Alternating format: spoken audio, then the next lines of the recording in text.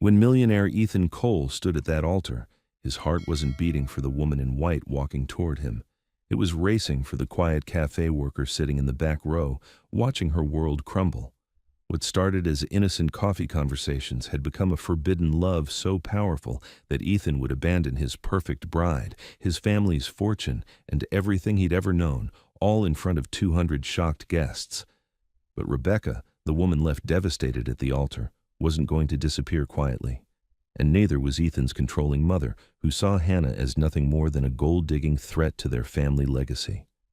When love collides with duty, when passion destroys perfection, and when choosing your heart means losing everything else, some decisions will haunt you forever.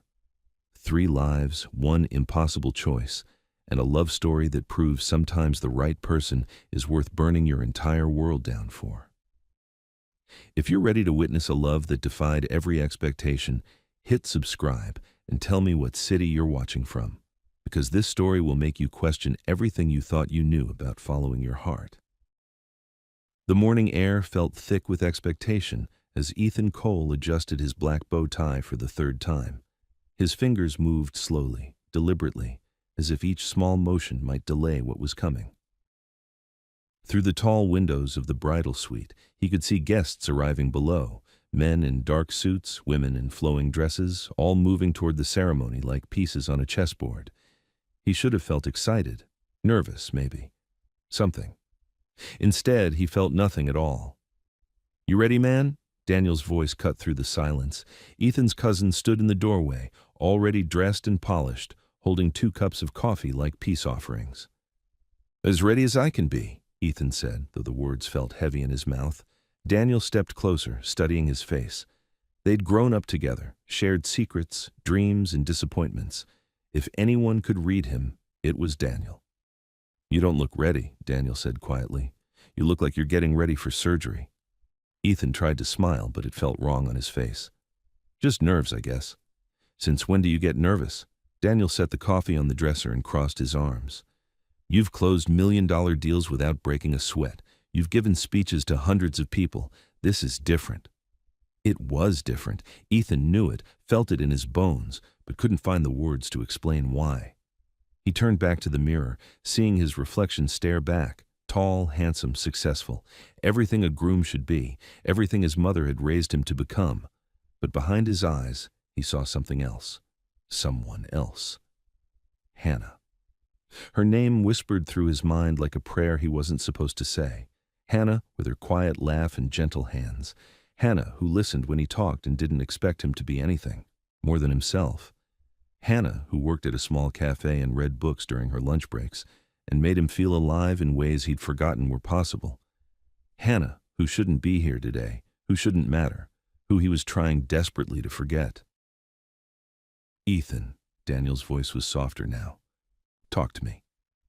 Ethan met his cousin's eyes in the mirror. "What if I'm making a mistake?" "Cold feet are normal." "No." Ethan turned around, facing him directly. "What if I'm marrying the wrong person?" Daniel was quiet for a long moment. Outside, a car door slammed, followed by the sound of heels clicking on pavement. The wedding was starting to feel real, inevitable. "Rebecca's a good woman," Daniel said finally. "I know she is. She loves you. I know that too. But?" Ethan walked to the window, watching more guests arrive. "But I don't love her. Not the way she deserves. Not the way I should." The words hung in the air between them like a confession. Ethan had never said it out loud before, had barely admitted it to himself. But there it was, raw and honest and terrifying. "Ethan, man," Daniel rubbed his forehead. "You're getting married in 2 hours." "I know. Your mother's already seated. Rebecca's family is here. The flowers, the caterer, I know." Ethan's voice was sharper than he intended. He took a breath, trying to calm down. "I know all of that." "Then what are you saying?" Ethan didn't answer. He couldn't, because what he was thinking, what he was feeling, was too big and too scary to put into words. He was thinking about running, about walking away from everything and everyone and finding Hannah, about telling her what he should have told her months ago. A soft knock interrupted his thoughts. "Come in," Daniel called. Margaret Cole stepped into the room, elegant as always in her navy dress and pearls. Ethan's mother had a way of filling any space she entered, commanding attention without saying a word. She looked at her son with the same critical eye she'd used when he was 7 years old, trying to decide if his tie was straight enough for church. "How are we doing in here?" she asked, though her tone suggested she already knew the answer wasn't good. "Fine, Mom, just getting ready." She moved closer, reaching up to straighten his tie with practiced hands. "You look handsome. Rebecca is a lucky girl." "Thanks." Margaret stepped back, studying him. "Your father would be proud." The mention of his father hit like a punch to the chest. James Cole had died 5 years ago, leaving behind a successful business and a son who was expected to carry on his legacy. Marriage to Rebecca wasn't just personal, it was strategic. Their families moved in the same circles, shared the same values, the same expectations. "He would want you to be happy," Daniel said quietly. Margaret's smile tightened. "Happiness comes from making good choices. Rebecca is a good choice." Ethan felt something twist in his stomach. What if good isn't enough? What if it is? His mother's voice was gentle but firm. "Marriage isn't just about feelings, Ethan. It's about partnership, respect, building something together." She was right, in her way. Rebecca was everything on paper that a man in his position should want. Beautiful, intelligent, from a good family. They looked perfect together in photos, made sense to everyone who knew them. But standing there in his wedding clothes, with the woman he loved somewhere out there in the world and the woman he was supposed to marry getting ready down the hall, Ethan felt like he was drowning. "I need some air," he said suddenly. "The ceremony starts soon," Margaret warned. "I know, just 5 minutes." He left before either of them could argue, walking quickly down the hallway and out onto a small balcony that overlooked the garden where the reception would be held. White chairs were arranged in perfect rows, flowers blooming everywhere, a small stage set up for the band. It was beautiful, picture perfect, everything Rebecca had dreamed of, and all he could think about was Hannah. 20 minutes away, Hannah Miller stood in front of her bathroom mirror, trying to decide if she was making a terrible mistake. The invitation had arrived 3 weeks ago, cream-colored paper with elegant script that made her name look important. She almost threw it away. Should have thrown it away. Instead, she'd RSVP'd yes and bought a simple blue dress and told herself she could handle seeing Ethan get married, told herself she was over him, that what they'd shared was just a brief moment that didn't mean anything in the real world. She'd told herself a lot of lies lately. "You don't have to go," Lily said from the doorway. Hannah's best friend leaned against the frame, arms crossed, wearing the expression she got when she was trying not to say, "I told you so." "I already said I would." "So, change your mind. Say you're sick." Hannah turned from the mirror. "I'm not going to hide from him forever." "You're not hiding. You're protecting yourself. There's a difference." Maybe there was. Hannah wasn't sure anymore. The past few months had been a blur of trying to forget and failing, of avoiding places where she might run into him, of pretending her heart didn't skip when her phone buzzed, hoping it might be him. It never was. "He made his choice," Hannah said, reaching for her earrings. "I need to respect that." "And torture yourself in the process?" Hannah met her friend's eyes. "I need closure," Lily sighed. "Closure is a myth, trust me. I've looked for it in all the wrong places." Despite everything, Hannah smiled. Lily had a gift for making her laugh even when her heart was breaking. They'd been friends since college, had seen each other through bad relationships and family drama and all the messiness of becoming adults. If anyone understood complicated feelings about men, it was Lily. "Maybe seeing him happy will help," Hannah said. "And maybe seeing you will make him realize he's marrying the wrong person."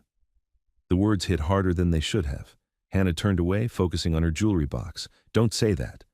"Why not? It's what you're thinking." "No, it's not." "Hannah," Lily's voice was gentle now. "You can lie to everyone else, but don't lie to me. You're going to that wedding because part of you hopes he'll see you and change his mind." Hannah's hands stilled on her necklace. Was that true? Was she really that pathetic? "He's getting married today," she said finally. "To someone else. Someone who's perfect for him." If she was perfect for him, you wouldn't be standing here trying to talk yourself into watching him marry her. Hannah closed her eyes. The truth was, she didn't know why she was going. only that she had to, that something inside her wouldn't rest until she saw it with her own eyes, until she watched Ethan Cole promise forever to Rebecca Vaughn and finally, truly, let him go.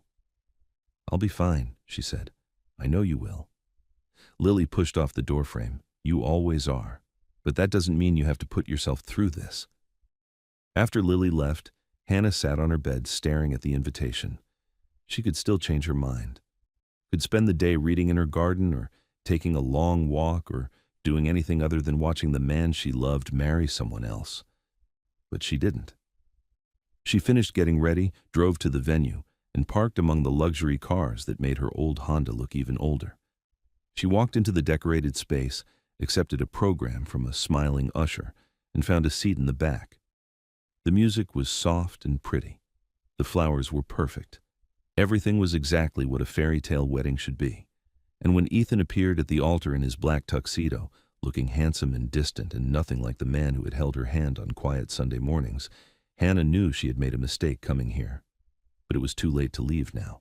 Rebecca Vaughn stood in the bridal suite, surrounded by silk and lace and the excited chatter of her bridesmaids. In 30 minutes, she would walk down the aisle and marry the man she'd been planning a future with for 2 years. She should have been glowing with happiness. Instead, she felt hollow. "You look beautiful," her sister Emma said, adjusting the train of Rebecca's dress. "Like a princess." Rebecca smiled and thanked her, played the role of the blushing bride. But inside, she was thinking about last night, about the way Ethan had kissed her goodnight. It should have been passionate, full of excitement for their wedding day. Instead, it felt like a goodbye. She wasn't stupid. She'd noticed the changes in him over the past few months. The way he seemed distracted during dinner, checking his phone more often. The way he looked at her sometimes, like he was trying to memorize her face. The way he'd stopped talking about their future together and started just going through the motions. "Something old, something new," her mother sang, holding up a pair of vintage earrings that had belonged to Rebecca's grandmother. Rebecca let her mother fasten them, let herself be fussed over, and photographed. But her mind was elsewhere, remembering a conversation she'd overheard between Ethan and Daniel a few weeks ago. She hadn't meant to listen, had just been looking for Ethan at his office when she heard their voices through the half-open door. "You can't keep doing this to yourself," Daniel had said. "Doing what?" "You know what. Hannah." The name had hit Rebecca like a slap. Hannah. She knew who that was, the quiet woman who worked at the little cafe near Ethan's office, the one he'd mentioned a few times, always casually, always in passing. The one Rebecca had suspected meant more to him than he was admitting. "It doesn't matter," Ethan had said. "It matters if you're in love with her." Silence. Long, telling silence that had made Rebecca's chest tight. "I'm marrying Rebecca," Ethan had finally said. "That's not an answer." Rebecca had left before hearing more, but it was enough. She'd known in that moment that she was about to marry a man who was in love with someone else. The question was, what was she going to do about it? "Time to go," the wedding coordinator announced, bustling into the room with military precision. Rebecca's bridesmaids lined up, smoothing their dresses and checking their lipstick. Emma squeezed Rebecca's hand. "Ready?" she asked. Rebecca looked at herself in the mirror one last time. She did look beautiful. The dress fit perfectly, her makeup was flawless, her hair was elegant. She looked like every bride's dream of herself, but dreams and reality were two different things. "Ready," she lied. The music started, and her bridesmaids began their procession down the aisle. Rebecca stood alone for a moment, listening to the soft murmur of guests settling into their seats. In a few minutes, she would walk down that aisle and stand next to Ethan and promise to love and honor him for the rest of her life. The question was, would he be able to promise the same? She took a breath, lifted her chin, and prepared to find out. The ceremony began exactly on time, with all the precision Margaret Cole was known for. Guests rose as the bridesmaids glided down the aisle in their soft pink dresses, flowers in their hands, smiles on their faces. The music was perfect, the decorations were stunning, everything was exactly as it should be. Ethan stood at the altar, watching it all unfold like a movie he wasn't really part of. Daniel stood beside him, solid and reassuring, while the officiant waited with patient dignity. And then, in the sea of faces before him, Ethan saw her.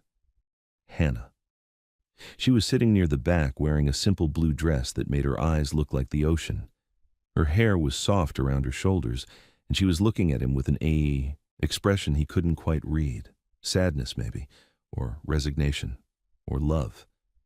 The thought hit him like lightning, making his breath catch. She was here. She had come to watch him marry someone else, and the pain on her face was so clear, so honest, that it made his chest ache.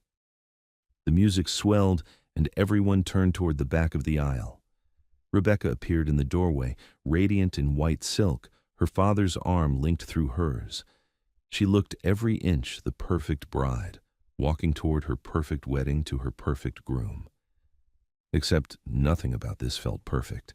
Ethan tried to smile as she approached, tried to look like a man who was about to marry the love of his life, but his eyes kept drifting back to Hannah, to the way she was watching him with those expressive eyes that had always seen too much. Rebecca reached the altar, and her father placed her hand in Ethan's with a gentle pat on the shoulder. She looked up at him, beautiful and trusting, and Ethan felt like the worst person in the world. "Dearly beloved," the officiant began, "we are gathered here today to witness the union of Rebecca and Ethan in holy matrimony." The words washed over him like water. Ethan heard them, knew he should be listening, but all he could think about was Hannah, about the way she laughed at his terrible jokes, about the quiet conversations they'd shared over coffee, about the way she made him feel like himself, not the successful businessman or the dutiful son, just Ethan. "Marriage is not to be entered into lightly," the officiant continued, "but thoughtfully, with careful consideration and deep commitment." Thoughtfully. Carefully. With deep commitment, Ethan's hands began to shake. "If anyone can show just cause why these two should not be joined in marriage," the officiant said, "speak now or forever hold your peace." The silence that followed felt like an eternity. Ethan could hear his heartbeat, could feel Rebecca's eyes on his face, could sense the weight of 200 people waiting for him to take the next step toward forever. But forever felt like a lie. "Rebecca," the officiant continued, "do you take Ethan to be your husband, to have and to hold in sickness and in health, for richer or poorer, for better or worse, for as long as you both shall live?" "I do." Rebecca's voice was clear, strong, full of conviction. Now it was his turn. The moment he'd been dreading and avoiding and trying to prepare for, 2 simple words that would change everything, lock him into a life that looked perfect from the outside, but felt empty within. "Ethan," the officiant said, "do you take Rebecca to be your wife, to have and to hold in sickness and in health, for richer or poorer, for better or worse, for as long as you both shall live?" The words stuck in his throat like stones. He looked at Rebecca, saw the love and hope in her eyes, saw the future she was offering him, safe, predictable, approved by everyone who mattered. Then he looked past her, found Hannah in the crowd, and saw something else entirely. Truth, real love, the possibility of a life that mattered more than appearances. He started, then stopped. Rebecca's grip on his hands tightened. The officiant waited patiently. 200 guests held their breath. Ethan tried again, but the words wouldn't come, because he couldn't do it. Couldn't stand there and lie to Rebecca, to himself, to God and everyone who was watching. Couldn't promise forever to someone when his heart belonged to someone else. The silence stretched on, becoming uncomfortable, then painful. Murmurs started in the crowd. Rebecca's face began to change, confusion replacing joy. "Ethan?" the officiant prompted gently. But Ethan was already stepping back, already pulling his hands free from Rebecca's grasp, already breaking apart everything that was supposed to be perfect. "I can't," he whispered, so quietly only Rebecca and the officiant could hear. Then, louder, "I can't do this." The gasp that went through the crowd sounded like wind through trees. Rebecca's face went white, then red, then white again. Margaret Cole half rose from her seat, looking like she might faint or scream or both. And through it all, Ethan kept his eyes on Hannah, seeing his own truth reflected in her face. He couldn't marry Rebecca. Not today, not ever. Not when his heart belonged to someone else. Without another word, he turned, and walked away from the altar, away from the perfect wedding, away from the life everyone expected him to live. Behind him, chaos erupted. But ahead of him, through the garden doors and into the sunshine, lay the possibility of something real, something true, something worth fighting for. The garden behind the wedding venue was supposed to be for the reception. White tables with pink flowers, a dance floor under twinkling lights, a cake that cost more than most people made in a month. Now it was just Ethan's escape route. He stumbled through the French doors, his heart hammering so hard he thought it might burst. Behind him, he could hear the explosion of voices, guests talking over each other, someone crying, his mother's sharp tone cutting through the chaos. He'd done it. He'd actually done it. He'd walked away. The air outside felt thin, like he was standing on a mountain instead of in downtown Atlanta. He pulled at his bow tie, loosening it until he could breathe again. His hands were shaking so badly he could barely work the knot. What had he done? What had he just done? Ethan. He turned to find Daniel standing in the doorway, looking like he'd seen a ghost. His cousin's face was pale, his eyes wide with something between shock and concern. "Man, are you okay?" Ethan laughed, but it came out broken and strange. Am I okay? I just left my bride at the altar in front of 200 people. My mother is probably having a heart attack. Rebecca. God, Rebecca. He ran his hands through his hair, messing up the careful styling. I'm the opposite of okay. Daniel stepped closer, glancing back at the chaos inside. You want to tell me what just happened in there? I couldn't say it. Ethan's voice was barely a whisper. I couldn't promise to love her forever when I know I don't, when I know I can't. Ethan, she deserves better than that. The words tumbled out faster now, like a dam breaking. She deserves someone who looks at her the way I look at... He stopped, unable to finish the sentence. Hannah, Daniel said quietly. Ethan's head snapped up. How did you... I'm not blind, man, and I'm not stupid.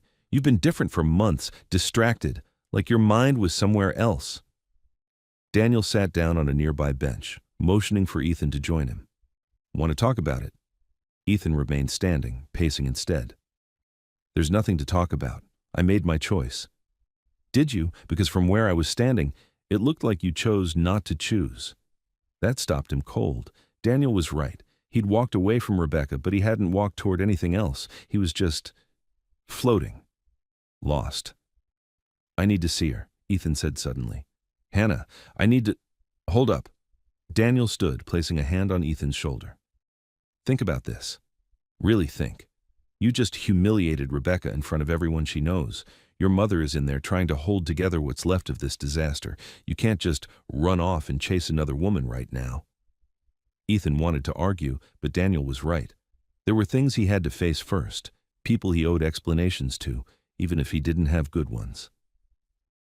What am I supposed to say to Rebecca? He asked. The truth, Daniel said simply. It's the least you can do. Inside the venue, the aftermath of Ethan's departure felt like a tornado had swept through. Guests stood in confused clusters, whispering among themselves.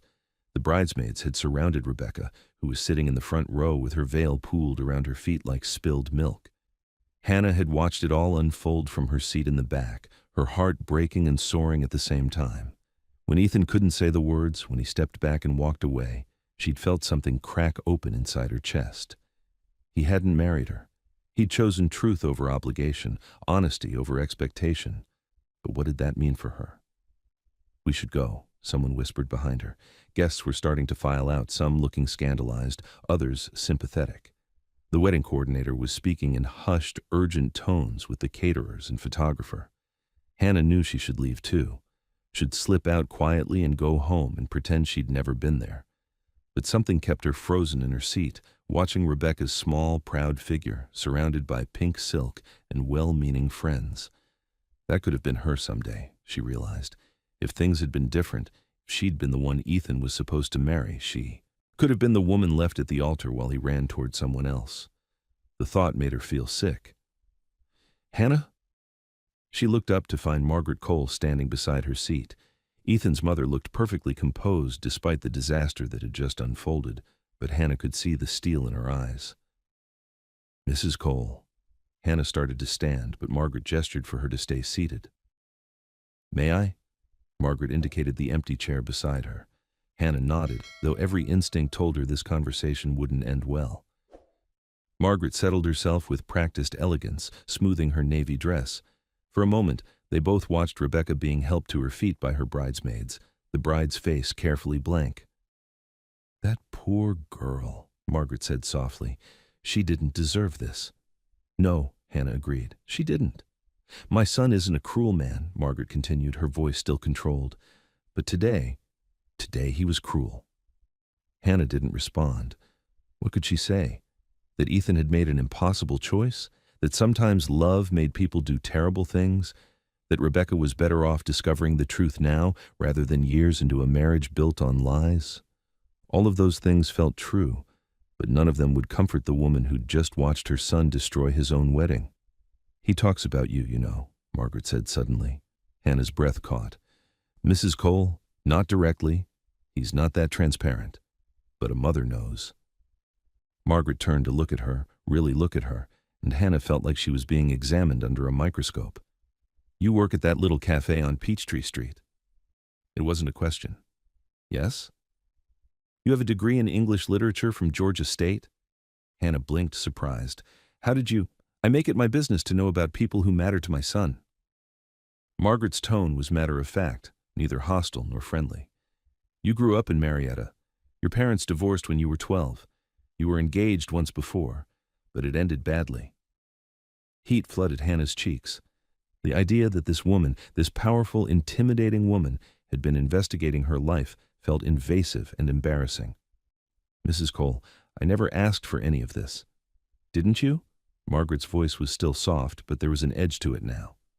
"You didn't accept his invitation to coffee? Didn't spend time with him when you knew he was engaged to someone else? Didn't come to his wedding today, knowing how he felt about you?" Each question hit like a slap, because they were all true. Hannah had done those things, had made those choices, even when she knew they were wrong. "I never tried to come between them," she said weakly. "You didn't have to try." Margaret stood, straightening her pearls. "Your very existence came between them." The words hung in the air between them like an accusation. Hannah felt tears prick at her eyes, but refused to let them fall. Not here. Not in front of this woman who clearly saw her as some kind of homewrecker. "He made his choice," Hannah said, lifting her chin. "I didn't make it for him." "No," Margaret agreed, "but you'll live with the consequences of it. Both of you will." She paused, looking back toward where Rebecca was finally being escorted out by her family. "The question is, what are you going to do now?" Hannah didn't have an answer. She'd come here expecting to watch Ethan marry someone else and find closure. Instead, she'd watched him choose love over duty and obligation, and now everything felt more uncertain than ever. "I should go," she said, gathering her purse. "Yes," Margaret said coolly. "You should." Hannah stood on shaking legs and walked toward the exit, aware of Margaret's eyes on her back every step of the way.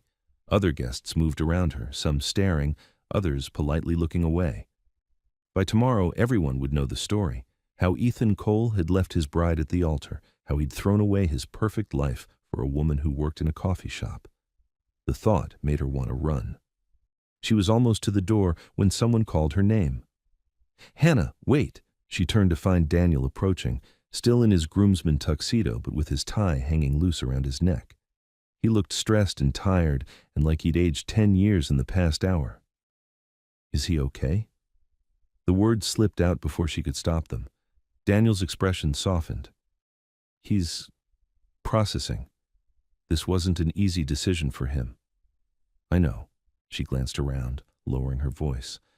"I never wanted this to happen. I never wanted anyone to get hurt." "I believe you," Daniel said, "but that doesn't change the fact that it did happen. And now we all have to figure out what comes next."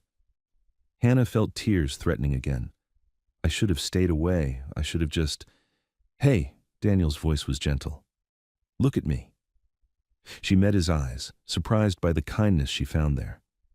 "Love isn't something you can plan or control," he said. "It just is. What happened today wasn't your fault any more than it was Ethan's or Rebecca's. Sometimes life gets messy." "This is more than messy," Hannah whispered. This is a disaster. Yeah, Daniel agreed with a rueful smile. It really is. But disasters can be cleaned up. People can heal. And sometimes when the dust settles, you find something real underneath all the wreckage. He reached into his jacket and pulled out a piece of paper, pressing it into her hand. What's this? His number. In case you want to talk to him. Hannah stared down at the paper. She already knew Ethan's number, had memorized it months ago but never used it. The fact that Daniel was giving it to her felt significant, like permission or a blessing. He's going to need time, Daniel continued, to sort things out with Rebecca, with his mother, with all of this, but when he's ready, he shrugged. Maybe you two can figure out what you really want. Hannah folded the paper carefully, tucking it into her purse. Thank you. Don't thank me yet, Daniel said with a tired laugh. You might hate me for dragging you into this mess even deeper. After he left, Hannah stood alone in the now empty lobby, surrounded by abandoned flower arrangements and the lingering scent of expensive perfume. Through the windows, she could see photographers packing up their equipment and caterers loading unused cake into their vans. The perfect wedding had become a perfect disaster. And somehow, she was right in the middle of it. Rebecca sat in the bridal suite, still in her wedding dress, staring at her reflection in the mirror. Her makeup was still perfect, her hair still elegant.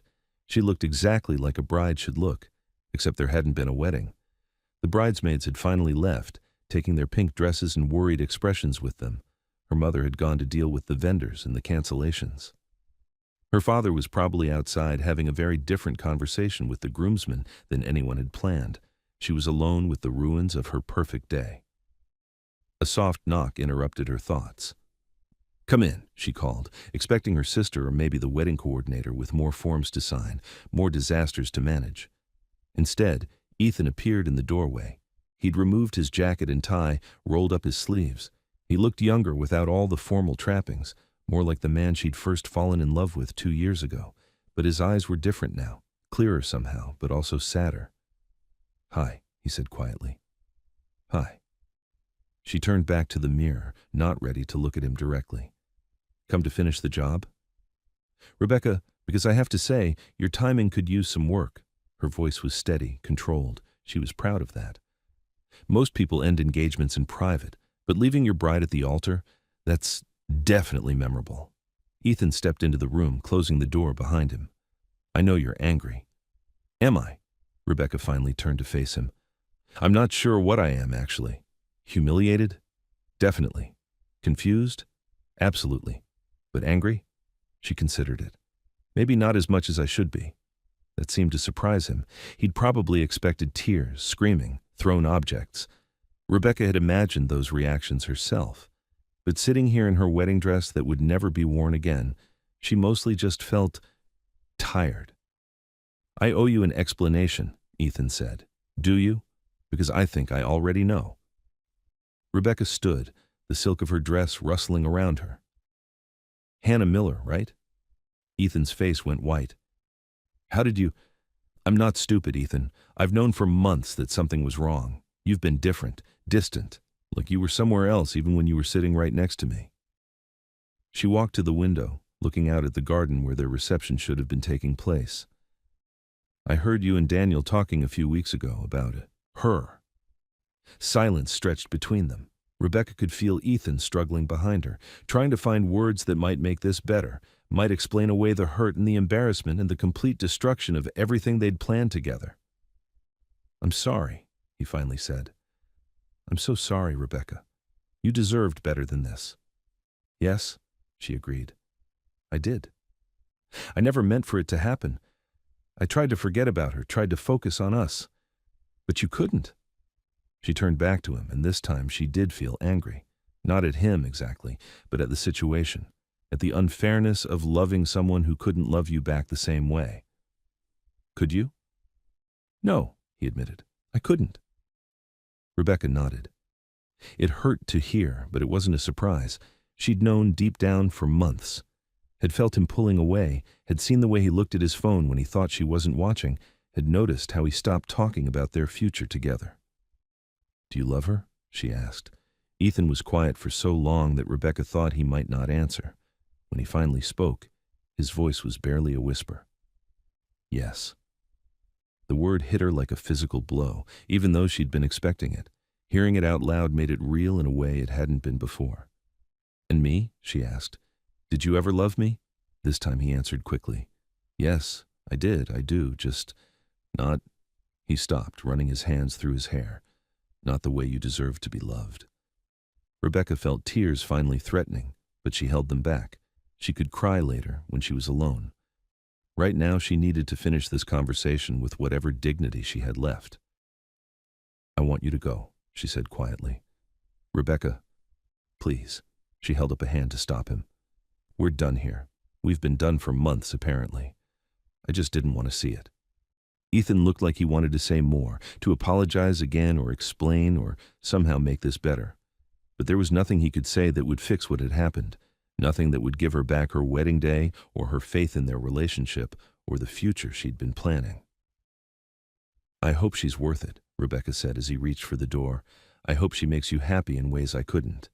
Ethan paused with his hand on the doorknob. I hope you find someone who loves you the way you deserve to be loved. I will, Rebecca said, and surprised herself by meaning it. Eventually. After he left, she sat back down at the mirror and began removing her jewelry piece by piece. The engagement ring came off last, 2 carats of perfectly cut diamond that had once represented everything she wanted. Now it just looked like an expensive mistake. She set it on the dresser and began working on the buttons of her dress. Tomorrow, she would have to face questions and sympathy and probably some gossip. She would have to figure out what to do with the apartment they'd been planning to share, the vacation they'd booked for their honeymoon, all the small details of a life that no longer existed. But tonight, she just wanted to go home, put on her oldest pajamas, and eat ice cream while watching terrible movies. It wasn't the wedding night she'd planned, but it was honest. And right now, honesty felt like the most important thing in the world. Hannah drove home in a daze, her mind replaying the entire disaster over and over, the look on Ethan's face when he stepped back from the altar, Rebecca's dignified composure as she was surrounded by concerned friends, Margaret Cole's cold assessment of Hannah's role in the whole mess. She'd made it halfway to her apartment before the tears started. By the time she pulled into her parking spot, she was crying so hard she could barely see. She sat in her car with the engine off, letting herself fall apart in private before she had to go upstairs and pretend to be okay. What had she done? What had she allowed to happen?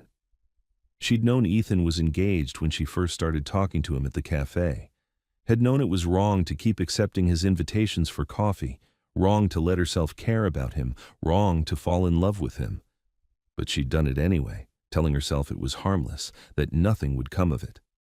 Now, Rebecca's wedding was ruined, Ethan's family was in chaos, and Hannah was sitting in her parking lot crying over a man she had no right to want. Her phone buzzed. A text from Lily. How did it go? You okay? Hannah stared at the message, trying to figure out how to answer. How could she explain what had happened? That the man she loved had left his bride at the altar, that his mother blamed her, that she had a piece of paper in her purse with his phone number on it and no idea what to do with it. Call you later, she typed back. Need time to process. Uh-oh. That bad? Worse. Hannah put the phone away and finally went upstairs to her small apartment. It felt like a refuge after the elegance and chaos of the wedding venue. Simple furniture, books everywhere, plants on every windowsill. This was her real life, far from the world of country club weddings and family expectations. She changed out of her blue dress and hung it in the closet, wondering if she'd ever be able to look at it again without remembering today. Then she made herself a cup of tea and sat on her couch, trying to figure out what happened next. The piece of paper with Ethan's number felt like it was burning a hole in her purse. She could call him, could try to talk through what had happened, could see if there was a chance for something real between them now that he was free. But free from what? From his obligation to Rebecca, yes, but not from his family's expectations, or the social pressure, or the fact that he'd just blown up his entire life. And Hannah wasn't naive enough to think that starting a relationship in the middle of such chaos would be easy or healthy. She thought about what Margaret Cole had said. Your very existence came between them. Was that true? Had she been selfish and destructive without meaning to be? Had she ruined Rebecca's life by simply existing in Ethan's world? The questions circled in her mind like vultures, picking at her guilt and her hope in equal measure.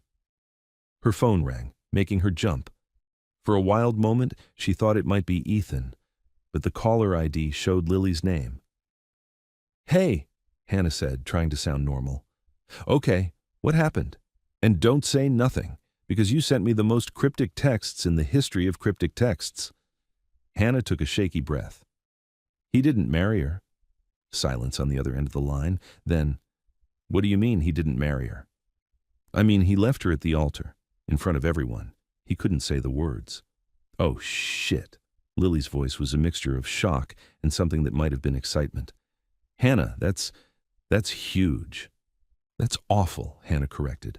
"Rebecca didn't deserve that. No one deserves that." "No, you're right. That's terrible for her. But Hannah, it doesn't mean anything," Hannah said quickly. "It just means I ruined 3 lives instead of staying away like I should have." "You didn't ruin anything. If he left her at the altar, it's because he knew he couldn't promise to love her forever. Would you rather he lied?" Hannah didn't answer because she wasn't sure.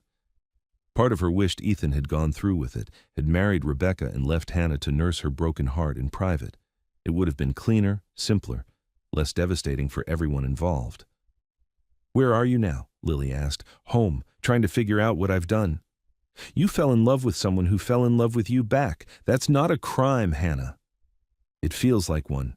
Lily was quiet for a moment. "Are you going to call him?" The question Hannah had been avoiding. "I don't know. Maybe I should just disappear for a while. Let him sort out his life without me complicating things. Or," Lily said gently, "you could try talking to him. See what he's thinking, what he wants. You can't make decisions for both of you." After they hung up, Hannah sat in the growing darkness of her apartment, holding the piece of paper with Ethan's number. Outside, the world was moving on, people having dinner, watching movies, living their normal Saturday night lives. None of them had watched a wedding implode or been blamed for destroying a family's perfect plans. She thought about Ethan, probably facing his mother's anger and his own guilt. She thought about Rebecca, going home to an empty apartment and a dress she'd never wear again. She thought about all the ways love could lift people up and tear them down, sometimes at the same time. And she thought about what she really wanted, underneath all the guilt and confusion and fear. She wanted him. Still, despite everything, that realization felt like the most honest thing she'd admitted to herself all day. But wanting something and pursuing it were 2 different things. And right now, Hannah wasn't sure she had the courage for either. The phone number remained undialed, the future remained uncertain, and Hannah remained alone with her thoughts and her tea and the weight of a love that had changed everything, whether she'd meant it to or not. Tomorrow she would have to decide what to do with it. Tonight, she just let herself feel the full enormity of what had happened. For better or worse, nothing would ever be the same. Sunday morning came gray and drizzly, matching Hannah's mood perfectly. She'd barely slept, tossing and turning while replaying every moment of the wedding disaster. Now she sat at her kitchen table, staring at her untouched coffee and the piece of paper with Ethan's number. Her phone had been buzzing all morning with texts from Lily, but Hannah ignored them. She wasn't ready to talk, wasn't ready to make sense of what had happened or what it meant for her future. A soft knock at her door made her look up. Through the peephole, she saw a familiar figure in jeans and a wrinkled button-down shirt, looking nothing like the polished businessman she was used to seeing. Ethan. Her heart hammered as she opened the door. He looked tired, like he hadn't slept either. His hair was messy, his eyes red-rimmed, and there were worry lines around his mouth that hadn't been there yesterday. "Hi," he said softly. "Hi." Hannah gripped the doorframe, suddenly aware that she was still in her pajamas, old Georgia State sweatpants and a faded t-shirt. "What are you doing here?" "I needed to see you. To talk." He shifted his weight, looking uncertain. "Can I come in? Please?" Hannah hesitated. Having him here, in her space, felt dangerous, like crossing a line she couldn't uncross, but the exhaustion and pain on his face made the decision for her. "Okay," she said, stepping back. Her apartment looked even smaller with him in it. Ethan was tall, broad-shouldered, used to commanding boardrooms and expensive restaurants. Here, surrounded by her second-hand furniture and overflowing bookshelves, he seemed out of place but somehow more real. "Coffee?" she offered, falling back on politeness because she didn't know what else to do. "Thanks." She busied herself with mugs and cream, buying time while trying to calm her racing pulse. When she turned around, Ethan was looking at the framed photo on her refrigerator, her and Lily at their college graduation, both grinning and wearing caps that were too big for their heads. "You look happy there," he said. "I was. It was a good day." Hannah set his coffee on the small table. "Simple things made me happy back then." "And now?" She met his eyes. "Now everything's complicated." They sat across from each other at her tiny kitchen table, the silence stretching between them like a bridge neither was sure how to cross. Hannah wrapped her hands around her mug, using the warmth to steady herself. "I'm sorry," Ethan said finally. "For all of it. For putting you in an impossible situation, for what my mother said to you yesterday, for—" He gestured helplessly. "For everything." "You don't have to apologize to me," Hannah said. "I'm not the one who got hurt yesterday." "Aren't you?" His voice was gentle. "Because you look like someone who's been crying all night." Hannah's throat tightened. She had been crying on and off since she got home, crying for Rebecca, for Ethan, for herself, for the mess they'd all created without meaning to. "How is she?" she asked. "Rebecca?" Ethan's jaw tensed. "Handling it better than I deserved. She's stronger than I gave her credit for." "You talked to her?" "Last night, after everything calmed down." He took a sip of his coffee, making a face. "This is terrible, by the way." Despite everything, Hannah almost smiled. "I'm not great at making coffee. Ironic, considering where I work." "You make other things well, though." His eyes moved around her apartment, taking in the plants thriving on every surface, the art prints carefully arranged on the walls, the cozy reading nook by the window. "This feels like home." "It is home." Hannah pulled her knees up to her chest, making herself smaller. "What did Rebecca say, when you talked?" Ethan was quiet for a long moment. "She said she'd known for months that something was wrong, that she could see I was somewhere else even when I was with her." The words hit Hannah like a slap. So she knew, about me. She suspected. She's not stupid, Hannah. None of this happened in a vacuum. Hannah felt the familiar wave of guilt crash over her. "I never meant for any of this to happen." "I know." Ethan reached across the table, his fingers barely brushing hers before she pulled her hand away. "But it did happen. And now we have to figure out what comes next." "Do we?" Hannah stood abruptly, moving to the window. The rain had gotten heavier, turning the world outside gray and blurry. "Maybe what comes next is you figuring out your life without me making it more complicated." She felt him stand up behind her. "Is that what you want?" The question hung in the air between them. Hannah closed her eyes, trying to find the right answer, the safe answer, the answer that would protect everyone from more hurt. But when she opened her mouth, what came out was the truth. "No," she whispered. "It's not what I want." She felt his presence behind her, close but not touching. "Then what do you want?" Hannah turned around, finding herself trapped between the window and his chest.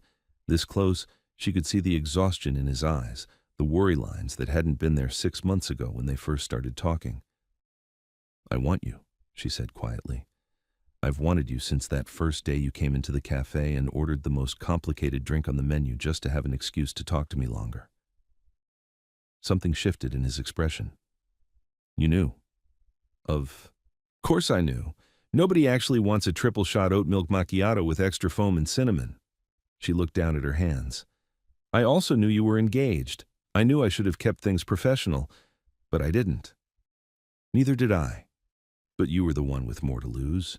You were the one making promises to someone else."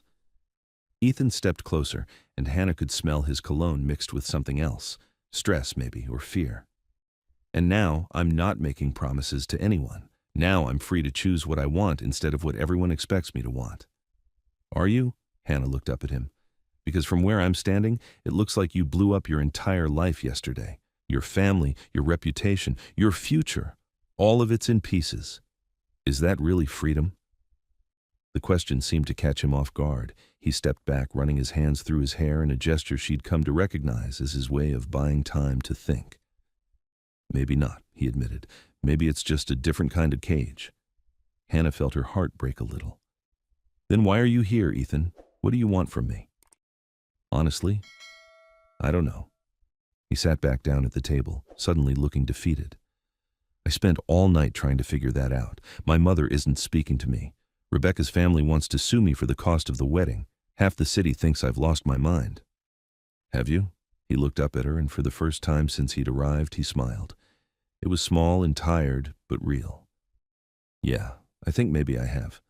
Hannah found herself smiling back despite everything. Well, that's something at least. Is it? Crazy people get to make choices that sane people can't. They get to follow their hearts instead of their heads. She sat back down across from him. The question is, what does your heart want? You, he said without hesitation. It wants you. It's wanted you since the first day I walked into that cafe and you looked at me like I was just another customer instead of Ethan Cole, heir to the Cole fortune. You are just another customer, Hannah said. You just happen to be one who tips really well and has excellent taste in books. That got a real laugh out of him. You noticed my book choices? Of course I noticed. You always had something interesting tucked under your arm. Philosophy, history, poetry. Not what I expected from a businessman. My father always said reading was a waste of time unless it was market reports or legal documents. Ethan's expression grew serious. He'd be furious about yesterday, about all of this. But he's not here, Hannah said gently. You don't have to live your life for someone who's gone. Don't I? The business, the expectations, the way people see me. It's all tied up in his legacy. Hannah reached across the table, covering his hand with hers this time. Maybe it's time to figure out who you are when you're not James Cole's son. They sat in silence for a while, the rain pattering against the windows and the coffee growing cold between them. Hannah felt the weight of the moment, the sense that they were standing at a crossroads that would determine everything that came after. I can't promise it will be easy, Ethan said finally. Being with me. There's going to be gossip, judgment. My mother will never accept you. Some of my friends will think I've lost my mind. I know. Your life will change. People will look at you differently, want things from you because of who I am. I know that too. He turned his hand palm up, lacing their fingers together, and I can't promise I won't screw it up. I don't exactly have a great track record with relationships. Hannah squeezed his hand. Nobody does. That's what makes it scary. So, what do we do? Hannah looked at their joined hands, thinking about all the reasons this was a bad idea. The timing was wrong. The circumstances were messy. The obstacles seemed insurmountable. Any rational person would walk away. But she'd been rational for 29 years, and where had it gotten her? A safe, small life that felt like sleepwalking. We try, she said. We take it slow, we be honest with each other, and we see what happens. Just like that? Just like that. She met his eyes. Unless you've changed your mind? Instead of answering, Ethan stood and walked around the table. Hannah tilted her head up as he cupped her face in his hands, his thumbs brushing across her cheekbones.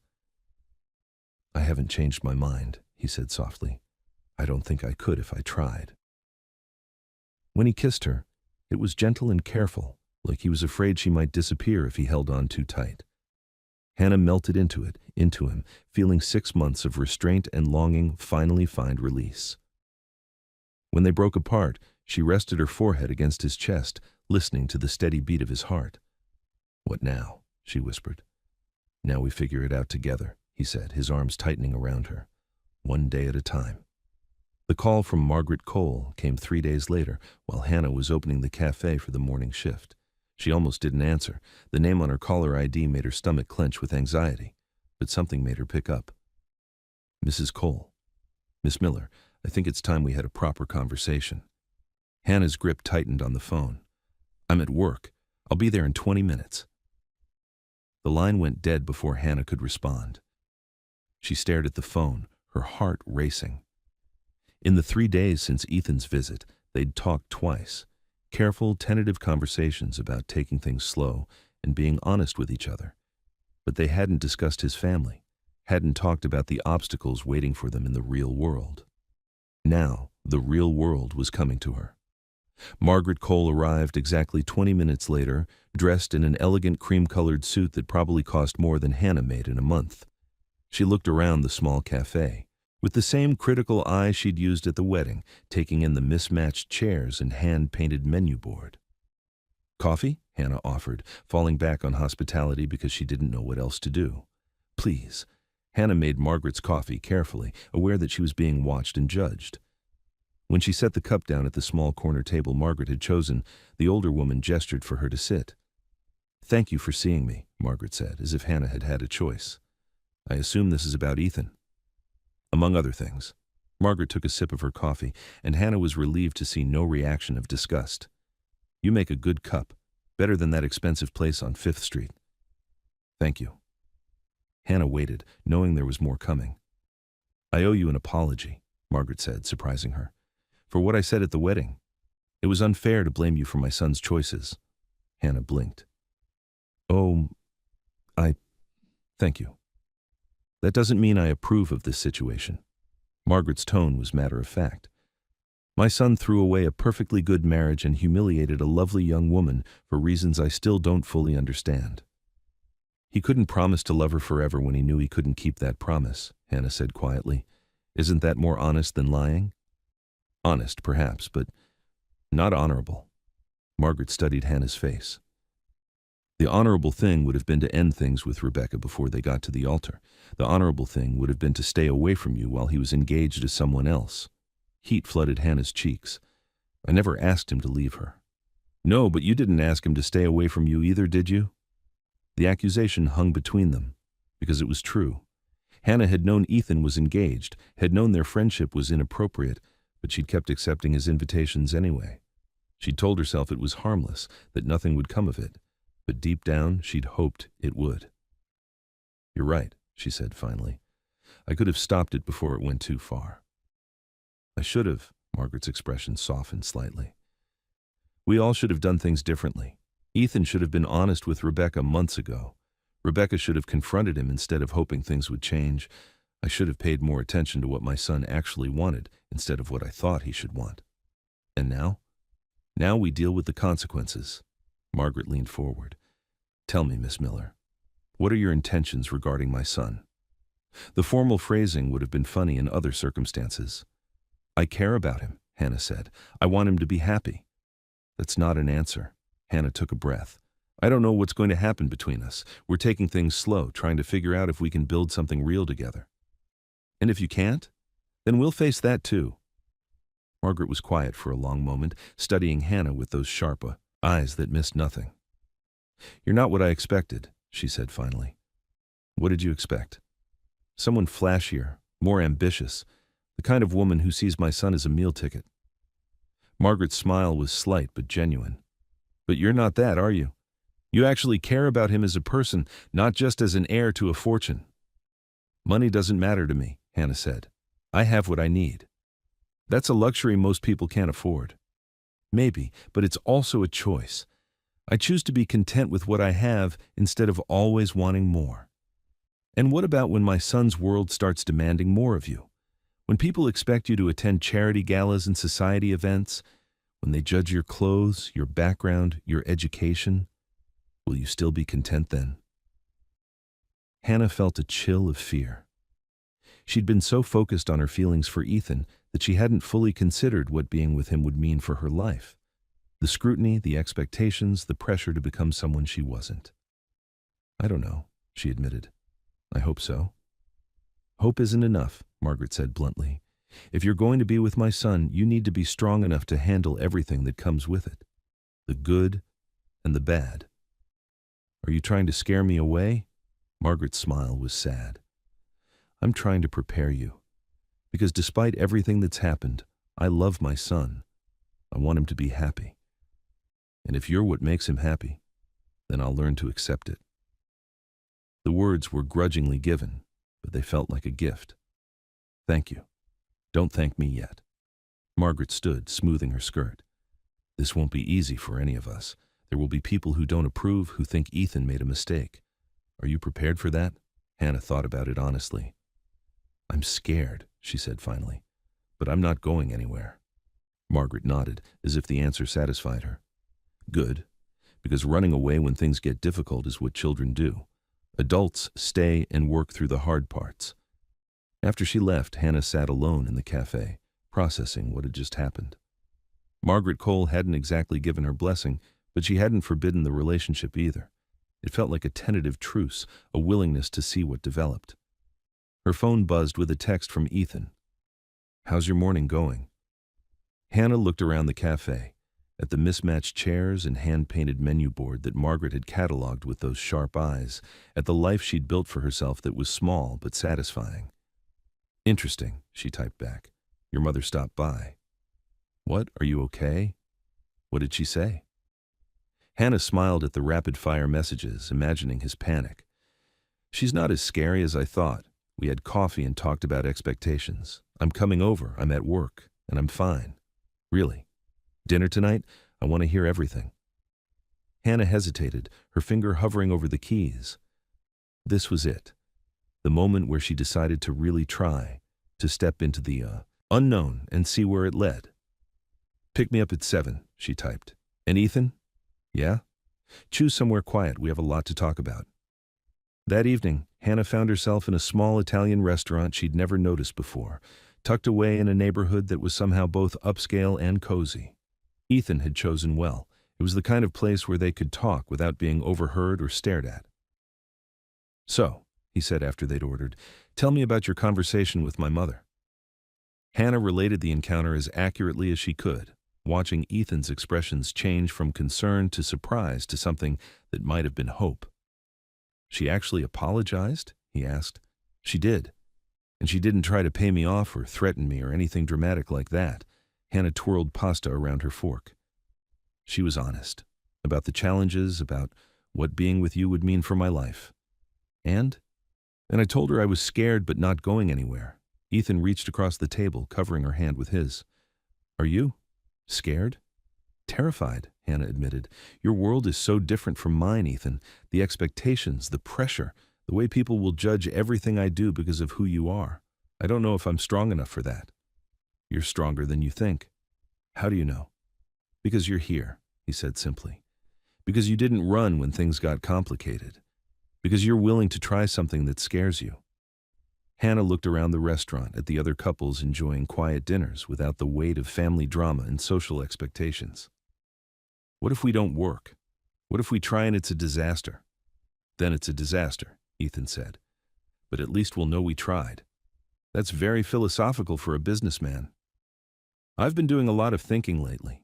His thumb traced circles on the back of her hand. About what matters, what I actually want out of life. And you know what I realized. What? I spent so many years trying to be who my father wanted me to be, who my mother expected me to be, who society thought I should be. I never stopped to figure out who I actually am. Hannah squeezed his hand. And who are you? I don't know yet, he admitted with a smile. But I want to find out. With you, if you'll let me. They talked through dinner and dessert, sharing stories about their childhoods, their dreams, their fears. Hannah told him about her parents' divorce, about her broken engagement, about the ways she'd learned to protect herself from disappointment. Ethan talked about the pressure of living up to his father's legacy, about the loneliness of never being sure if people liked him for himself or for his money. I have a confession, Hannah said as they walked to his car. That first day at the cafe, when you ordered that ridiculous drink? Yeah? I knew you were just trying to get me to talk to you, and I liked it. I liked that you were trying so hard. Ethan stopped walking, turning to face her under a streetlight. Really? Really. Most customers barely looked at me, but you saw me. You talked to me like I was interesting, like my opinions mattered. They do matter, he said, stepping closer. You matter. When he kissed her this time, it was different from the careful kiss in her apartment. This one was sure, confident, full of promise. Hannah melted into it, letting herself believe that maybe, just maybe, they could make this work. So, Ethan said when they broke apart, what happens now? Hannah looked up at him, at this man who had turned his back on everything safe, and expected to choose something real and uncertain and beautiful. "Now we see where this goes," she said. "One day at a time. Together, together." As they drove through the city, Hannah watched the lights blur past and thought about how much her life had changed in just 1 week. 7 days ago, she'd been preparing to watch the man she loved marry someone else. Now she was sitting beside him, holding his hand, planning a future that was scary and uncertain, but undeniably theirs. It wasn't the safe, predictable life she'd always imagined for herself. It was better. It was real. And for the first time in months, Hannah felt like she could breathe again. 3 months later, Hannah stood in her kitchen making coffee for two, a routine that had become as natural as breathing. The morning light filtered through her plants, casting dancing shadows on the walls, while Ethan sat at her small table, laptop open, already deep in work calls despite the early hour. The past 3 months hadn't been easy. There had been awkward encounters with Ethan's business associates, whispered conversations that stopped when Hannah entered a room, and photographs in the society pages that made her cringe. But there had also been quiet Sunday mornings like this one, long conversations that lasted past midnight, and the gradual realization that they were building something solid and real. "The quarterly reports look good," Ethan was saying into his phone, but his eyes were on Hannah as she moved around the kitchen. He'd learned to work from her apartment some mornings, claiming he was more productive in her quiet space than in his downtown office. Hannah suspected he just liked being near her. She set his coffee beside his laptop and dropped a kiss on top of his head, breathing in the familiar scent of his shampoo. He reached up to squeeze her hand before returning to his call. Her own phone buzzed with a text from Lily.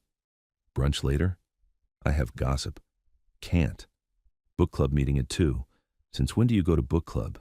Hannah smiled, typing back, "Since I needed normal friends who don't care about society drama." She'd joined the book club at the local library 2 months ago, desperate for connections that had nothing to do with Ethan's world. The group was made up of teachers, nurses, a retired librarian, and a woman who ran a grooming business. They talked about novels and shared stories about their lives, and nobody cared that Hannah was dating one of Atlanta's most eligible bachelors. It had become her refuge. "Sorry about that," Ethan said, closing his laptop. "Crisis at the Singapore office, time zone issues." "Everything okay?" "Nothing I can't handle." He pulled her down onto his lap, nuzzling her neck. "How did you sleep?" "Better when you weren't tossing and turning all night." Hannah settled against his chest, marveling at how natural this felt. "Bad dreams again." Ethan's arms tightened around her. The nightmares had started about a month ago. Dreams where he was back at the altar, unable to speak, trapped between two impossible choices. His therapist said it was normal, his mind processing the trauma of that day and the massive changes that had followed. "Same one," he admitted, "but they're getting less frequent." "Good." Hannah traced patterns on his chest through his t-shirt. "What's your day look like?" "Meetings until 4, then dinner with Daniel.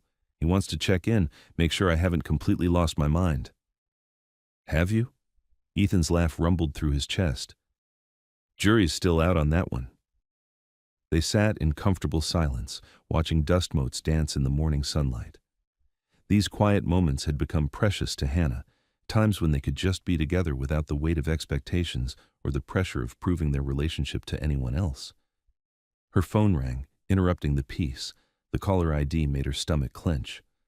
"Rebecca," she said, showing Ethan the screen. They looked at each other for a moment. In the 3 months since the wedding, Rebecca had maintained a dignified silence. No angry confrontations, no dramatic scenes, just a quiet withdrawal from the social circles she and Ethan had shared. "Answer it," Ethan said quietly. "You should talk to her." Hannah's hands were shaking as she accepted the call. "Hello?" "Hannah." Rebecca's voice was calm, professional. "I hope I'm not calling too early." "No, it's fine. How are you?" "I'm well, thank you. I was wondering if we could meet for coffee today. There are some things I'd like to say." Hannah's eyes met Ethan's. He nodded encouragingly, though she could see the tension in his shoulders. "Of course," Hannah said. "When and where?" "The Starbucks on Peachtree, near your cafe, around 11. I'll be there." After she hung up, Ethan pulled her closer. "What do you think she wants?" "I don't know." Hannah rested her head on his shoulder. Closure, maybe. Or to tell me what she really thinks about all this. Whatever she says, remember that we didn't do this to hurt her. Didn't we, though? Hannah pulled back to look at him. I mean, we didn't mean to hurt her, but we made choices that we knew would. It was a conversation they'd had before, the guilt they both carried about Rebecca's pain. Ethan's therapist had helped him work through some of it, but Hannah was still processing her own role in the disaster. We can't change what happened, Ethan said. All we can do is try to live with integrity going forward. Is that what we're doing? I think so. I hope so. He cupped her face in his hands. I love you, Hannah. I know that now without any doubt. And I think Rebecca deserves to know that this wasn't just some impulse or midlife crisis, that what we have is real. The words still sent a thrill through Hannah's chest. He'd said them for the first time just 2 weeks ago during a quiet dinner at her apartment. She'd said them back immediately, the words feeling as natural as breathing. I love you too, she said now, leaning into his touch. Whatever happens today, that doesn't change. Starbucks was crowded with the usual Sunday morning rush, families grabbing coffee before church, students with laptops claiming tables, the general bustle of people starting their day. Hannah spotted Rebecca immediately, sitting at a corner table with 2 cups already waiting. She looked good. Different, but good. Her hair was shorter, styled in a sleek bob that emphasized her elegant bone structure. She wore jeans and a casual sweater instead of her usual polished dress, but somehow still managed to look put together. Thank you for coming, Rebecca said as Hannah sat down. She pushed one of the cups across the table. Vanilla latte, if I remember correctly. You remember. Hannah was surprised by the gesture, by the lack of hostility in Rebecca's voice. I remember a lot of things. Rebecca's smile was rueful, including the fact that you never asked for any of this. They sat in silence for a moment, 2 women whose lives had been forever changed by loving the same man. Hannah had imagined this conversation countless times, but none of her mental rehearsals had prepared her for the reality of sitting across from Rebecca, seeing the person behind the perfect bride facade. How are you? Hannah asked finally. Honestly, better than I expected to be. Rebecca wrapped her hands around her coffee cup. Angry at first, then sad, then just tired. But lately I've been thinking more clearly. About what? About why I was so determined to marry Ethan, even when I could see he was pulling away. Rebecca's laugh was soft but bitter. I think I was more in love with the idea of being his wife than I was with him as a person. The admission hung between them. Hannah didn't know how to respond. Any platitude would sound hollow, and agreement would feel cruel. I don't mean that to excuse what happened, Rebecca continued. The way he handled things was awful. The way you both handled things was questionable at best. Hannah felt heat rise in her cheeks. Rebecca, let me finish. Rebecca's voice was firm but not unkind. I'm not here to rehash all of that. I'm here because I need to say something, and then I need to move on with my life. Hannah nodded, bracing herself. I hated you for a while, Rebecca said simply. Not just for being the other woman, but for being everything I wasn't. Simple, genuine, content with small things. I hated that Ethan saw something in you that he never saw in me. The words stung, even though Hannah could hear they weren't meant to be cruel. But then I realized something, Rebecca continued. I was so busy trying to be perfect for him that I never let him see who I really was. I was performing the role of the ideal girlfriend, the ideal fiancé, instead of just being myself. Rebecca, you are perfect. No, I'm not. Rebecca's smile was sad. I'm ambitious and competitive and sometimes petty. I care too much about what other people think. I wanted to marry Ethan partly because he was a good catch, because it made sense on paper. She paused, taking a shaky breath. You loved him for who he was. I loved him for who he could make me. Hannah felt tears prick at her eyes. I never wanted to hurt you. I know, and honestly, you did me a favor. What? You showed me what real love looks like, the way you two are together. It's not performance or strategy. It's just real. Rebecca leaned forward. I deserve that too. We all do. They sat quietly for a moment, the sounds of the coffee shop washing over them. Hannah felt something shift inside her chest, a loosening of guilt she'd been carrying for months. "Are you dating anyone?" Hannah asked tentatively. "Actually, yes." Rebecca's smile was genuine this time. "His name is Michael. He's a doctor, completely outside the social circle I grew up in. He doesn't care about charity galas or society pages. He just likes me." "That's wonderful." "It is. And it never would have happened if I'd married Ethan." Rebecca finished her coffee and stood. "I should go, but I wanted you to know I don't hate you anymore, either of you. What happened was messy and painful, but it was also honest, and maybe that's worth something." Hannah stood too, feeling lighter than she had in months. "Thank you for this conversation, for understanding." "Take care of him," Rebecca said. "He's a good man who made some bad choices, but he's trying to do better. And Hannah, be yourself with him. Don't try to become someone you think he wants. He fell in love with who you are." After Rebecca left, Hannah sat back down, processing everything that had happened. The conversation had been nothing like what she'd expected. No drama, no accusations, just two women trying to make sense of a complicated situation.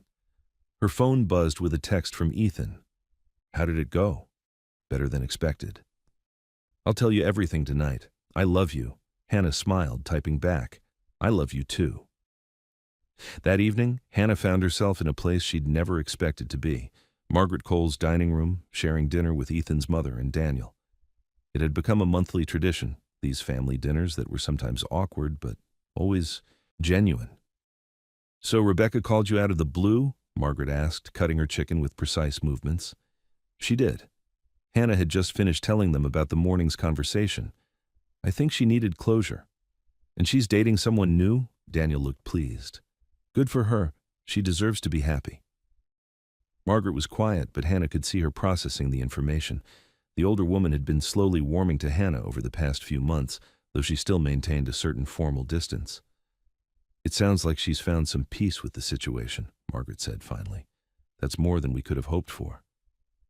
"She said something that stuck with me," Hannah continued, "about being myself instead of trying to be who I think Ethan wants." Ethan reached for her hand under the table. "You are yourself. That's what I love about you." "But am I, though?" Hannah looked around the elegant dining room, at the crystal glasses and fine china that cost more than her monthly rent. "Sometimes I feel like I'm trying to fit into your world instead of figuring out how to blend our worlds together." It was something she'd been thinking about more lately. The pressure to attend charity events, to dress a certain way, to make conversation with people who had nothing in common with her. She was doing her best, but it felt like wearing clothes that didn't quite fit. "What do you mean?" Margaret asked, leaning forward with interest. Hannah hesitated, then decided to be honest. "I went to a gallery opening last week with Ethan. Everyone was very polite, but I could tell they were wondering what he was doing with the girl from the coffee shop. I spent the whole night trying to prove I belonged there, instead of just enjoying the art." "Did you enjoy the art?" Daniel asked. "Actually, no. It was pretentious and overpriced." Hannah's admission made Ethan laugh. "See, that's not what I was supposed to say." "It's what you thought, though," Ethan said. "And you're right. It was pretentious and overpriced." "Then why were we there?" "Because I thought I was supposed to take you to those kinds of events, because I was trying to introduce you to my world." Ethan looked thoughtful. "But maybe I should be asking what kind of events you'd actually enjoy." Margaret set down her fork. "May I say something?" Hannah nodded, bracing herself. "When I married Ethan's father, I made the mistake of trying to become someone I wasn't. I changed my hair, my clothes, the way I spoke. I thought that's what it meant to be a Cole wife." Margaret's smile was rueful. "It took me years to realize that James fell in love with the girl from Savannah who spoke her mind and laughed too loudly. When I tried to be someone else, I lost the very things that had attracted him in the first place." The admission surprised Hannah. She had always seen Margaret as perfectly suited to her elevated world. "So what did you do?" Hannah asked. "I found ways to be myself within his world. I started a literacy program at the library, something that mattered to me. I decorated our home the way I wanted it, not the way magazines said it should look. I stopped apologizing for where I came from." Margaret looked directly at Hannah.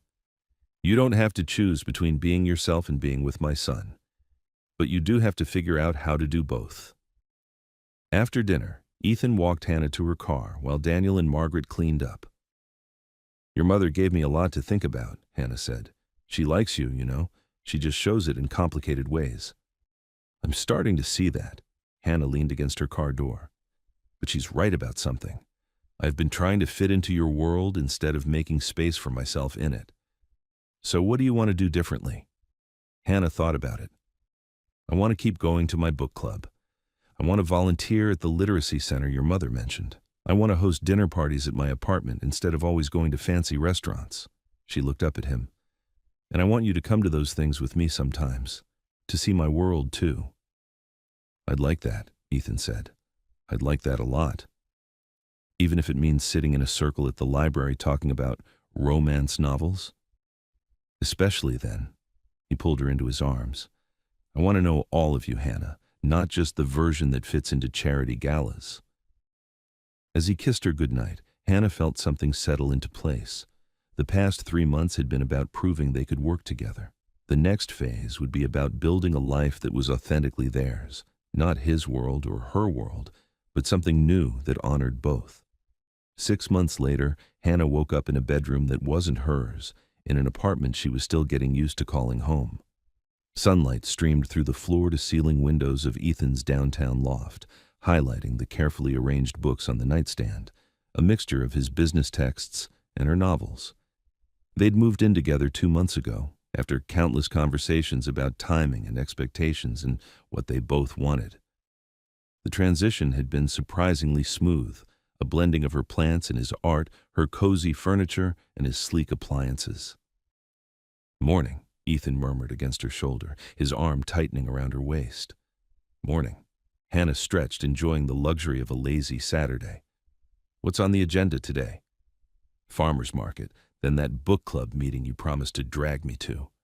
"You don't have to come if you don't want to." "Are you kidding? I've been looking forward to discussing Jane Austen with your teacher friends all week." His tone was teasing but affectionate. "Besides, someone has to defend Mr. Darcy's honor." Hannah laughed, turning in his arms. "You identify way too much with Mr. Darcy. Wealthy, misunderstood, terrible at expressing emotions until the very end. I can't imagine why."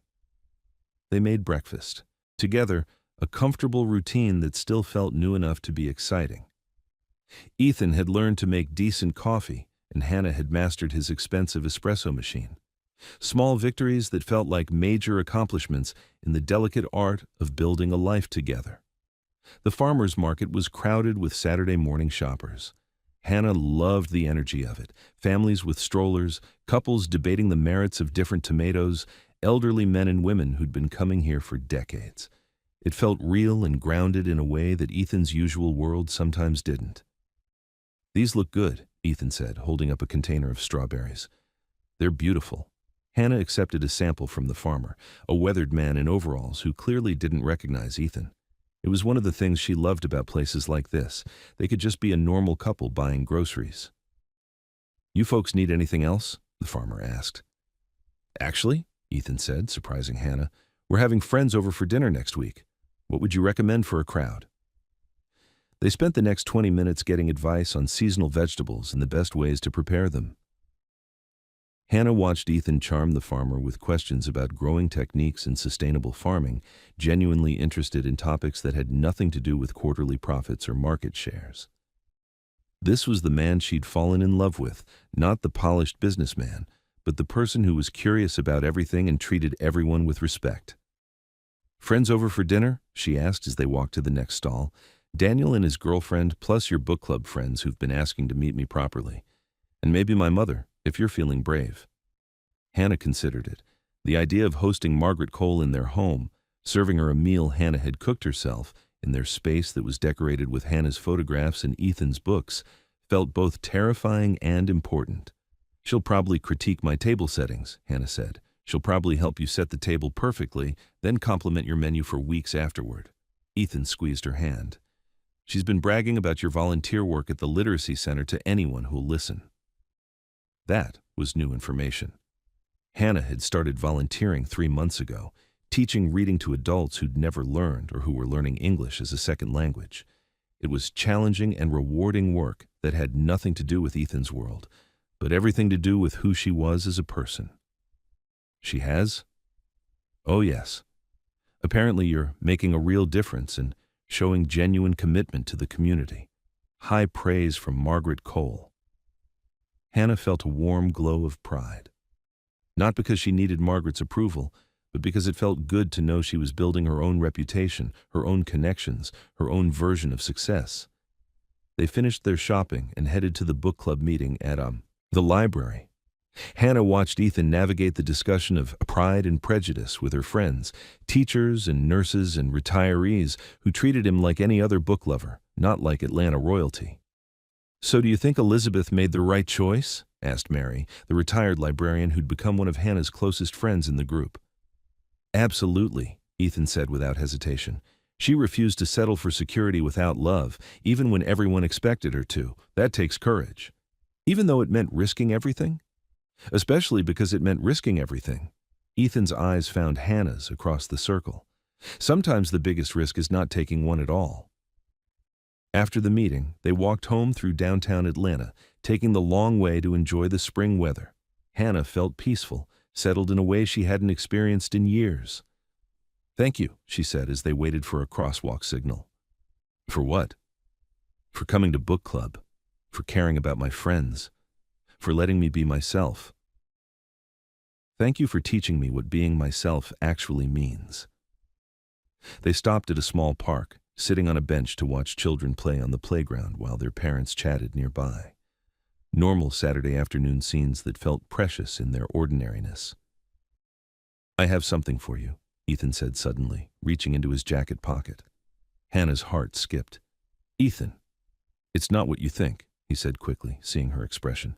"I mean, not yet. Someday when you're ready, but this is something else." He pulled out a small wrapped box, too big for a ring, but too small for much else. Hannah opened it carefully, finding a delicate silver bracelet with a small charm, a tiny coffee cup engraved with the date they'd first met. "It's beautiful," she whispered. "I wanted you to have something that was just about us, not about my family or society expectations or any of that. Just about a guy who fell in love with a girl in a coffee shop." Hannah held out her wrist so he could fasten the bracelet, thinking about how far they'd come from that first awkward conversation over a ridiculously complicated drink order. "I love you," she said, the words still feeling new and wonderful every time she said them. "I love you too." Ethan kissed her temple. "Ready to go home?" Home. The word still gave Hannah a little thrill. Not his home or her home, but theirs.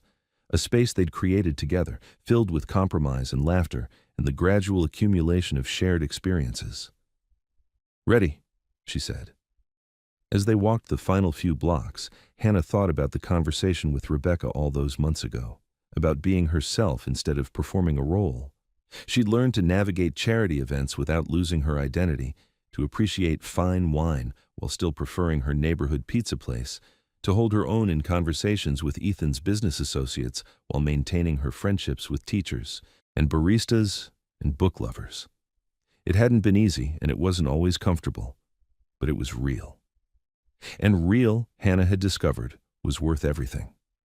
1 year later, on a quiet Sunday morning that looked remarkably similar to that first morning in her old apartment, Hannah found herself in their kitchen making coffee for two. But this time, Ethan wasn't on a work call or buried in his laptop. This time, he was standing behind her, arms wrapped around her waist, chin resting on her shoulder. "What are you thinking about?" he asked, his breath warm against her ear. "How different everything is from a year ago." "Different how?" Hannah leaned back against his chest, watching steam rise from their coffee cups. "A year ago, I was terrified of your family, of your world, of whether I was strong enough for all of it. And now? Now I know I'm strong enough. We're strong enough." She turned in his arms. "We figured out how to be ourselves and be together." "Most of the time," Ethan said with a smile. "We still have our moments." He was right. They'd had fights about money and time and whose turn it was to deal with his mother's latest charity gala invitation. They'd struggled through moments of doubt and fear and the ongoing challenge of blending two very different lives. But they'd worked through all of it together, with honesty and patience, and the growing understanding that love wasn't just a feeling. It was a choice they made every day. "I have something to tell you," Hannah said, unable to keep the smile off her face. Good something or bad something? Good something. Great something. She took a breath. The Literacy Center offered me a full-time position, Director of Adult Education. It's not a lot of money, but Ethan spun her around, lifting her off her feet. Hannah, that's incredible. When did this happen? They called yesterday while you were in meetings. I wanted to tell you in person. He set her down, cupping her face in his hands. I'm so proud of you. This is what you want? It's what I want. The certainty in her voice surprised even her. A year ago, she'd been content with her small life, her simple dreams. Now she wanted more, not material things, but purpose, impact, the chance to make a real difference. Then we're celebrating, Ethan said. Dinner at that fancy place you actually like, champagne, the works. Or, Hannah said, sliding her arms around his neck, we could stay in, order pizza, and celebrate privately. The look in his eyes made her heart race. I like that plan better. But before things could get too heated, Ethan's phone rang. They both groaned, recognizing the ringtone he'd assigned to Daniel. I'm not answering it, Ethan said. The phone stopped ringing, then immediately started again. You should answer it, Hannah said reluctantly. He wouldn't call twice unless it was important. Ethan grabbed the phone with obvious reluctance. This better be an emergency. Daniel! Hannah could hear Daniel's excited voice through the speaker, though she couldn't make out the words. What? Ethan's expression changed from annoyance to shock. Are you serious? When? More excited chatter from Daniel. Yeah, we'll be there. Give us an hour. Ethan hung up, looking dazed. What happened? Hannah asked. Daniel proposed. To Sarah. She said yes. A huge grin spread across Ethan's face. We're going to celebrate at their place. He sounded like he was about to hyperventilate. Hannah laughed, remembering her own nerves from the early days of their relationship. That's wonderful. I love Sarah. So do I. They're perfect for each other. Ethan pulled her close again. Just like we are. An hour later, they were sitting in Daniel and Sarah's living room, toasting the newly engaged couple with champagne and listening to the story of Daniel's elaborate proposal plan that had gone completely awry when he'd gotten too nervous to remember his speech. I just blurted it out, Daniel was saying, still looking slightly stunned. We were walking the dog and I was supposed to wait until we got to the park, but I just stopped in the middle of the sidewalk and said, Will you marry me? And she said yes anyway, Sarah added, beaming, because I love this ridiculous man and his complete inability to stick to a plan. Hannah smiled, watching the joy on their faces. It reminded her of those early days with Ethan, when everything felt new and uncertain and full of possibility. Have you thought about the wedding? She asked. Small, Sarah said immediately. Family and close friends only. None of that society circus stuff. Smart, Ethan said. Big weddings are overrated. The comment hung in the air for a moment, all four of them thinking about that disastrous day at the country club that had changed everything. For what it's worth, Daniel said quietly, I'm glad things worked out the way they did. For all of us. He was right. Rebecca was happy with her doctor, planning her own small wedding for next month. Ethan and Hannah had built something real and lasting. Even Margaret had found a new sense of purpose, throwing herself into charity work and gradually accepting that her son's life looked different than she'd planned. Everyone had found their own version of happiness. Me too, Hannah said, reaching for Ethan's hand. They stayed for dinner, helping Sarah and Daniel plan their engagement party and discussing wedding venues. Hannah found herself relaxing into the conversation, no longer feeling like an outsider in discussions of guest lists and family expectations. This was her life now. These were her people. She belonged here. On the drive home, Ethan was quieter than usual. What are you thinking about? Hannah asked. Daniel and Sarah, how happy they looked. They did look happy. Ethan was quiet for another moment. Do you ever think about it? Getting married? Hannah's heart skipped. They'd eat. Talked about the future in general terms, growing old together, maybe having kids someday, but never specifically about marriage. Sometimes, she admitted. Do you? More than sometimes lately. He glanced at her, then back at the road. I know the whole concept is probably tainted for you after what happened with Rebecca. It's not tainted, Hannah said carefully, but I want it to be different, real. About us, not about what anyone else expects. What would that look like for you? Hannah thought about it. Small, like Sarah wants. Maybe in your mother's garden or at the literacy center, somewhere that matters to us. She smiled. And I want to write my own vows. No generic promises, just the truth about what you mean to me. I'd like that, Ethan said softly. All of it. They pulled into their building's parking garage, but neither of them moved to get out of the car. Is this a hypothetical conversation? Hannah asked. Or are we planning something? Ethan turned to face her, his expression serious. I want to marry you, Hannah. I want to promise you forever in front of the people we love. But I also want to do it right this time. When you're ready, in a way that honors what we've built together. Hannah felt tears prick at her eyes. I want that too. Yeah? Yeah.